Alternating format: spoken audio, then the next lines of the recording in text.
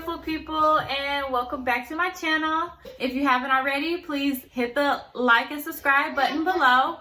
I have my husband here and we're going to give you a quick story today. I am going to do a series of birth stories with all of my family and friends and colleagues and coworkers and people that I know that recently had a baby and want to share their story. I think that is very important for all the new moms that are out there and that are currently pregnant and are wondering what to expect, because every story is different. So I want to share the story so new moms feel comfortable with their new experience that's coming and to know some possible things to expect. And also for moms that are, having their second or third kid that didn't have the same options that we have today. So I think that's very important. So I want to go ahead and start it off and give my birth story with my first daughter, Sanaya. So here we go. Stay tuned.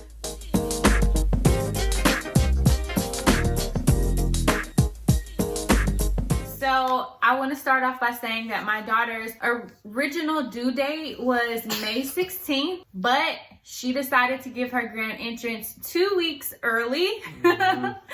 So that was very crazy for us. So we're going to go ahead and start. So that day I had my training and came home and we were literally just chilling in bed. And I had gotten hungry. So he went and grabbed me some crackers. So I'm just sitting in bed eating my crackers. The next thing you know, I just had to use the restroom. So I went to the bathroom and I peed, and when I wiped, I noticed like a reddish tint, and I like panicked. Like I was like, baby, come in, look at this.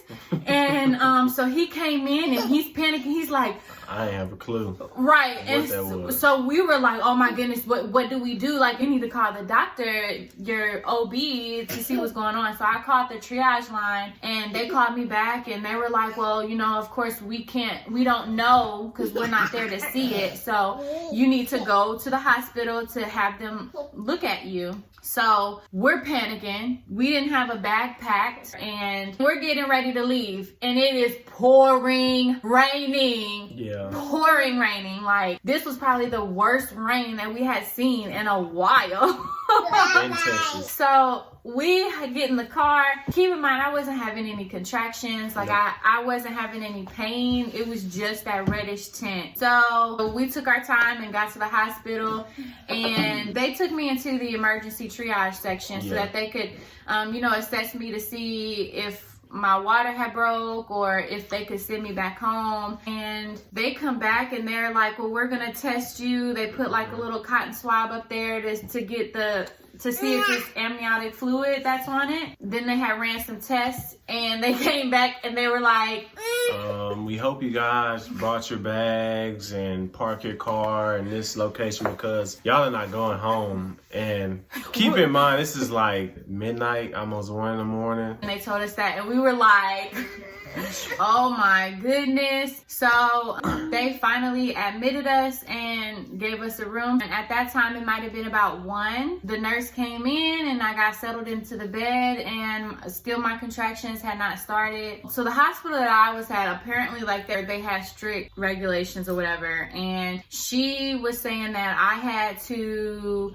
call the nurse if I needed to go to the restroom because my water had broke. And so of course they didn't want me to catch an infection or whatever. So then they wouldn't let me do anything. Like, they wouldn't let me walk around. They wouldn't let me use the peanut ball. They didn't let me do anything. So I didn't want Pitocin right away.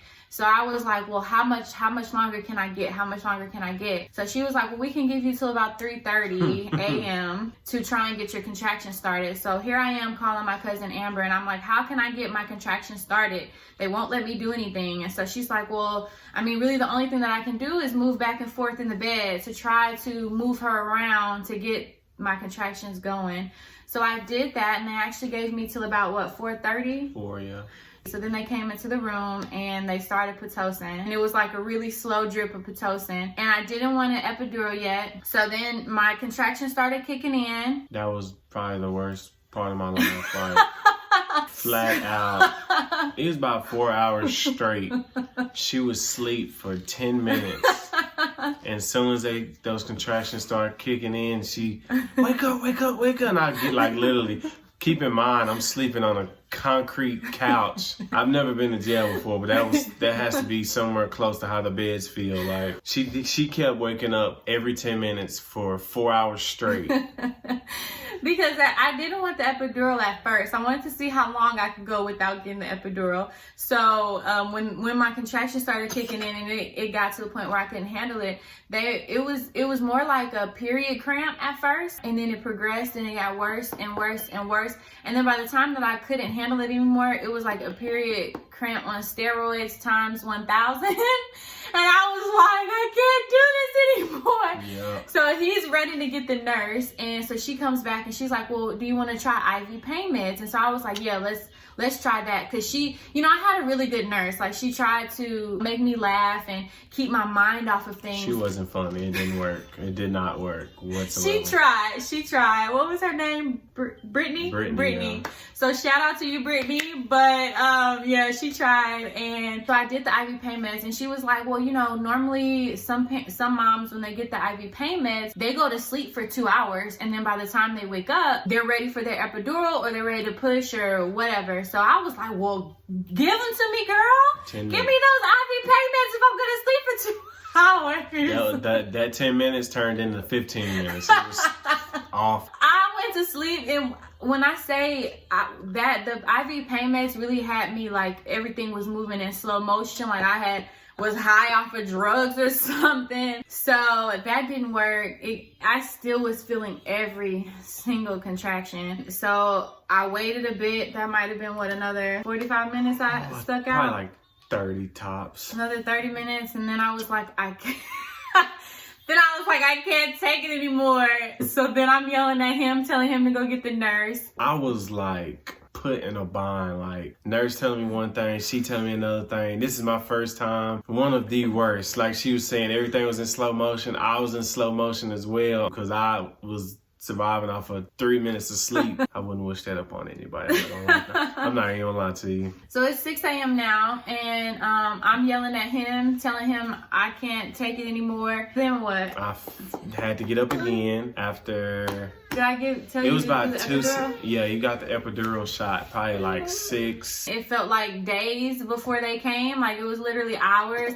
Because I remember telling him like 2 or 3 times to go get her. Then the anesthesiologist finally came. They did the procedure. Probably it took about maybe like 10 minutes. 10 minutes, 15 minutes. Max. Then I was still feeling contractions after that. And it was more so pressure. So it might have been about 6:30, I guess, 6:45 now. And she's still monitoring everything on the little heart monitor, monitoring Sanaya and her heartbeat and everything. And I guess she wasn't liking the epidural because it was slowing her heart rate down, not speeding it up. Oh, okay. Because the dude panicked, like had her doing like flips, like I don't like this, the baby's heart rate is going down. So we flat out just in full panic mode right now. So the nurse was on one side and he was on the other side, and they were like monitoring what side my contractions were when I was feeling them, and they were trying to move the medicine and move her. And from all of that craziness, within about 30 minutes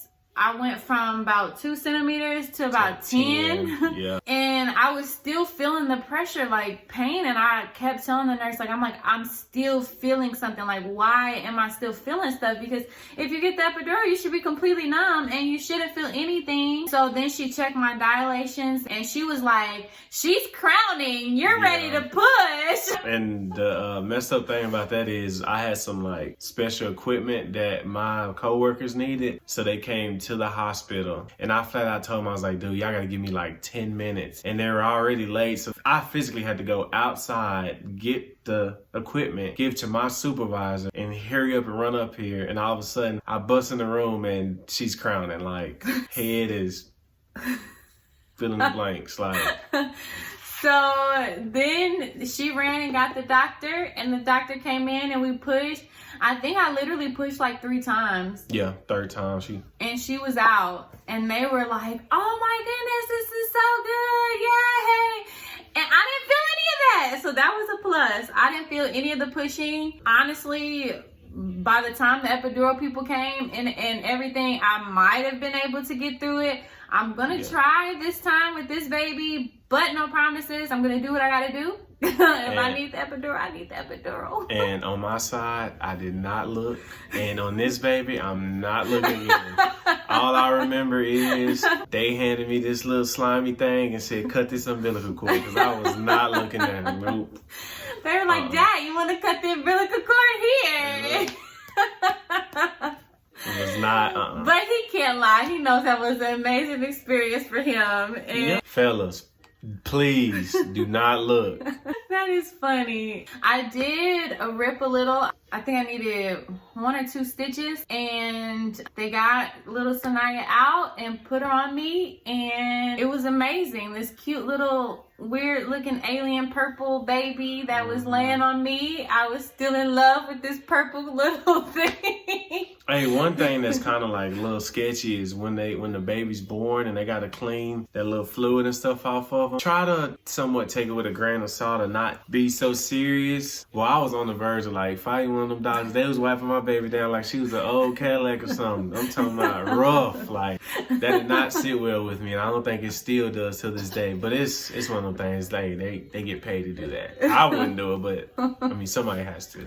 But that's pretty much it. There were some things that I didn't get, and so how I'm gonna experience with this baby is gonna be completely different, and we'll get into that in another video, because after I had Sanaya and I shared my birth story with some friends, and after they had babies after me and I got to know their birth stories and what they experienced and the things that they were offered, now I know what to ask for, because not everybody can afford a doula. Not everybody knows about doulas. So for those people who can't afford it, who don't know about a doula, who just don't want one, there are ways to learn about your options and to be strong and be aggressive and demand the things that you want. Because, sometimes you get in there and you're intimidated about everything that's going on, and all these doctors that know everything, you feel like they know more than you. So you're just like, whatever is best, then let's do it. But sometimes you have to do what you have to do.